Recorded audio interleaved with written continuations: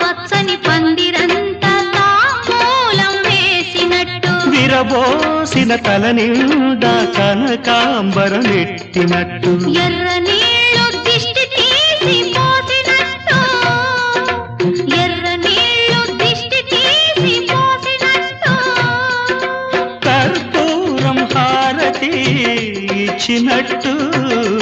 ఆకాశం ఎందుకో పచ్చబడ్డది